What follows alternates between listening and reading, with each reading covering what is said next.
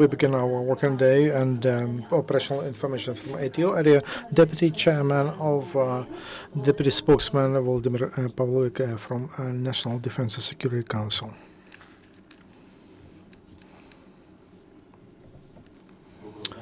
Good afternoon, dear colleagues. The situation in the area of the conflict and of ATO is still difficult. Intensive shelling and the rates of infiltrators and mercenaries is growing. There is a redislocation of Russian armed forces to Ukrainian Russian border, and Russia provides weapons, ammunition, and material means for terrorists.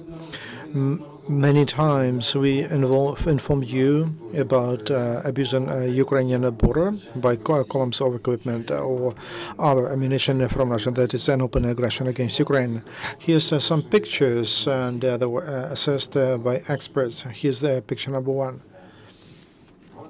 On the 28th of October, and that is quite a known picture, there was a movement of Russian tank T-72 B in Krasny Luch, Luhansk region. This type of tank belongs only to Russian tank units, and it could not be in Ukraine for other reasons, but just aggression of Russia to Ukraine. T-72B, this is a modification of T-72 tank by the third generation.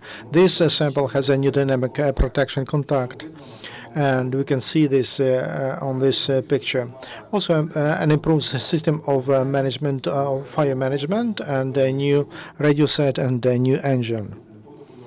Next picture, please. On the 29th of October 2014, there was we have pictures of Russian tanks, and they were moving from Snizhne in Donetsk region to Donetsk.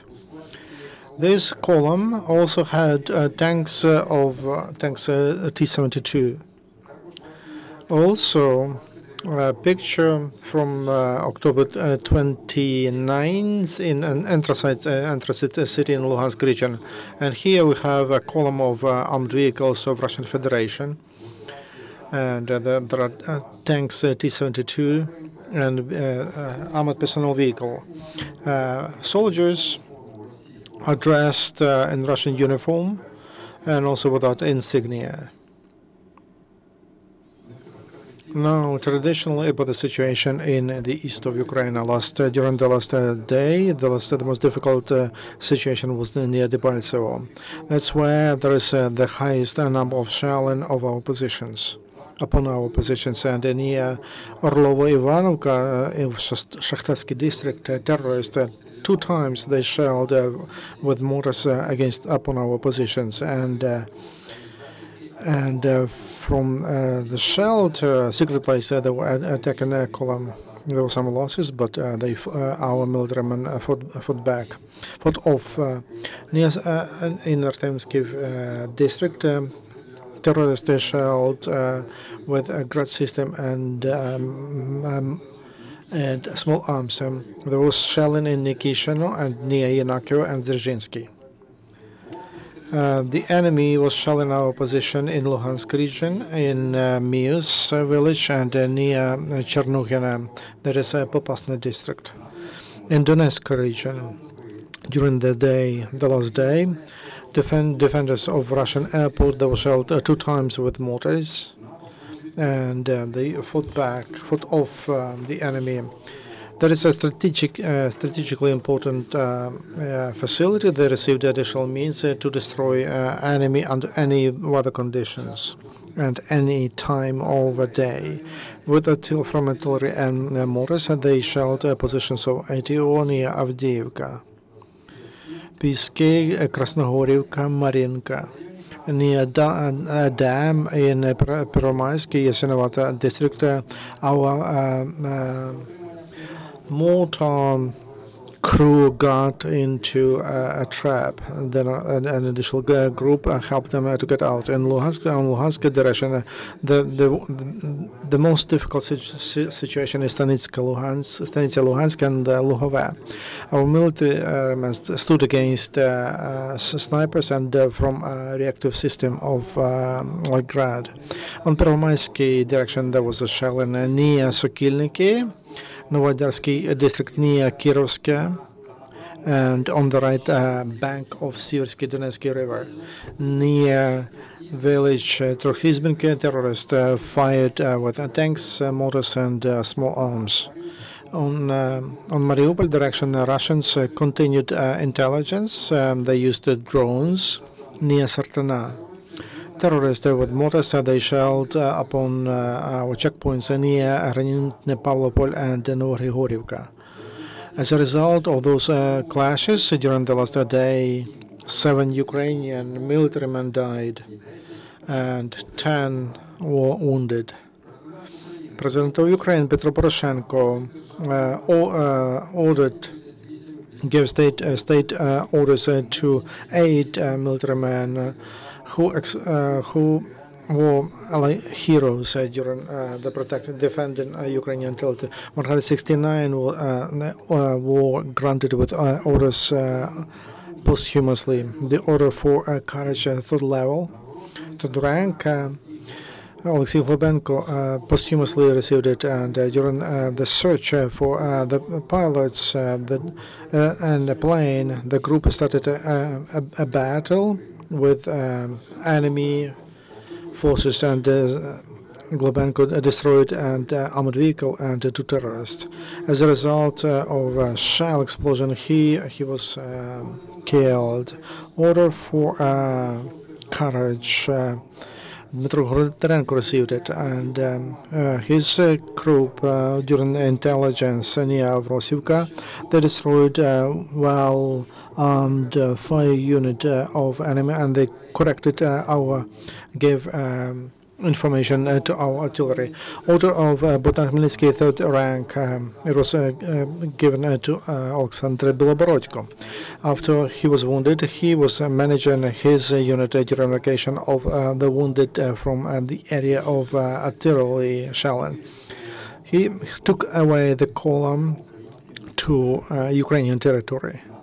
In Donetsk region, for memory of military of National Guards and representatives of Ivano-Frankivsky region who died there near Slovyansky, near Garachun, they installed a cross. Our helicopter was also shot down here, and 12 people died, 6 military men from National Guards. Thank you.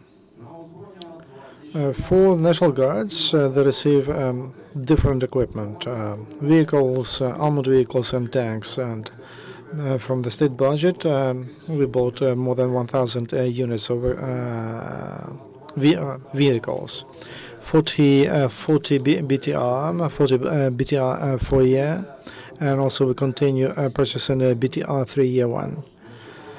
Recently, National Guards received from Ukроборонпром 10 tanks T-64BV. Please show video. This is a video. This is a deputy, and as to reformation, in the cost of the state budget reserve fund, we created, we identified needs, and about 1,044 vehicles for our units, combat units, and cargo trucks to deliver the stuff, and also vehicles, guardian vehicles, and they can move military men comfortably, and also buses and special groups of cars, and just 2 to deliver food and other items. Since the beginning of ATO, you understand that we had BTR 60, BTR 70, and several BTR 70. So we began ATO with old armored vehicles. Since the beginning of ATO, we procured 40 BTR 4, and this is a new vehicle Ukraine has, and these vehicles are very good, and the armor is good. Then we purchased BTR 3, and there is also a new development of our constructors and engineers, and very good engines and the systems of sighting, protection, and firing systems are quite modern. So, and we continue purchasing that equipment. And cars, trucks, we need about 500, 600. We ordered from our country, from the state, and so supplies are coming. And about 300, we have about 300 vehicles, and the contracts are over, and so they supply daily. If we have equipment and armored vehicles like we had in interior forces, maybe the number of losses would be much higher. We would lose much more of our stuff because of these armored vehicles, like Spartan Jaguar and part of the crash, and the protection of the staff is very good, and also armored vehicles play their role. Plus, I can tell you that we are able to perform tasks of any type. That number of new equipment that we purchased, we procured, border guards have not done that, and Ministry of Defense has not done that, and nobody else. So as to reforms and provided new equipment and new types of ammunition and armored vehicles. Nobody has that. I can tell you that National Guards is in advance in this sense. Thank you. As to the situation in living areas, in towns and villages, and the number of victims of shelling upon Izbinka went up. I would like to remind you that yesterday morning, militants from Vesela Hora, they shelled upon Izbinka with mortars and ground system. One of the mines exploded on the street where there was 38 years old with a child of 9 years old, and also a woman of 86 and one man of 57 died. They were just near their houses and when shells exploded near. The head of Stanично-Luhansk district administration, Yevgeny Bidashko, he got under fire, and he was appointed for that position on the 13th of November. After 2 o'clock in the morning, Makarova militants of LNR shelled from Grad system. One of the shells hit his house where he was sleeping. That house partially damaged, and some remnants, parts of that shelling got into the house. Here he's not wounded, and also he wanted to calculate the damages. He's an officer who was in the most difficult places of Ukraine.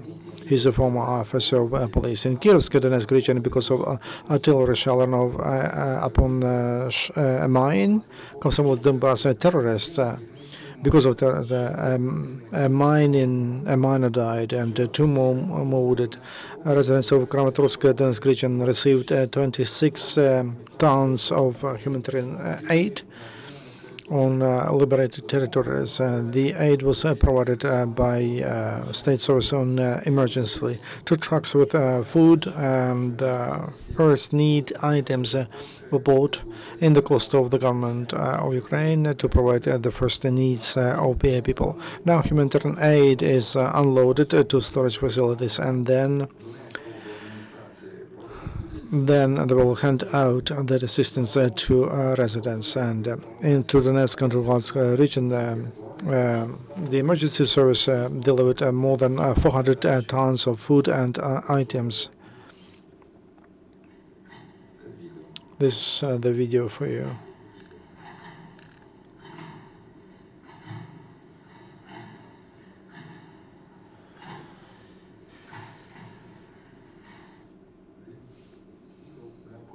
Video which shows how rescue groups unload trucks with warm items in Konstantinivsk, Donetsk region, with the participation of City Department on Family and Youth and Center of Social Services for Children.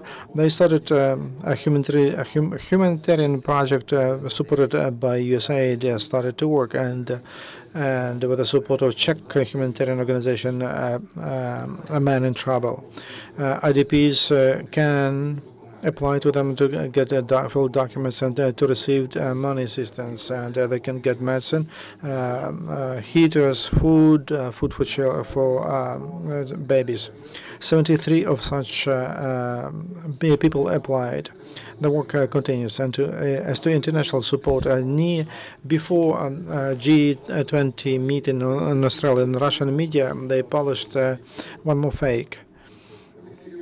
And one TV channel showed a photo picture as if destroyment of MH17 flight, that it was shot from a fighter.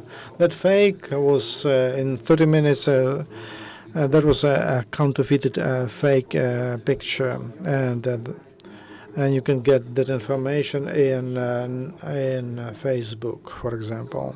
This last week, that was the second time of Russian propaganda to influence an international audience. And the first one was about as if participation on the side of Ukraine of Samantha Lutveit, a terrorist, as she has a nickname, White Widow.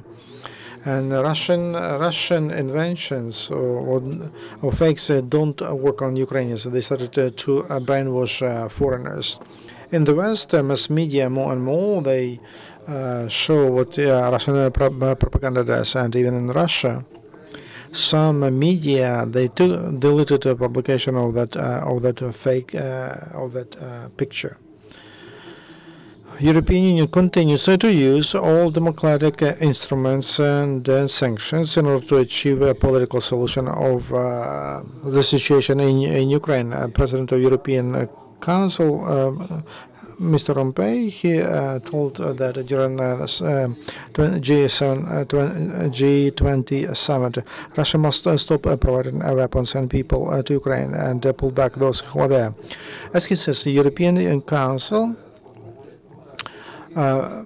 foreign ministers will discuss further steps how to stop the escalation of the conflict. Andrej Kiska, president of Slovakia, he told the official Bratislava is going to support EU sanctions if such sanctions will be supported by EU countries.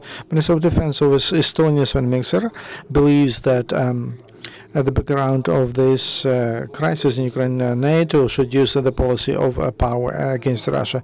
Secretary General of NATO accused Russia in aggression against Ukraine and NATO. He says Russia violated international law in Ukraine and has runs the policy which threatens security in Europe. Russia is responsible for the aggression, and they abuse the international law. They don't respect the sovereignty and territorial integrity of Ukraine, and undermined the order which was in Europe for many years. As a consequence, it's very difficult to continue the policy of cooperation as we would like that. Thank you. Your questions, please.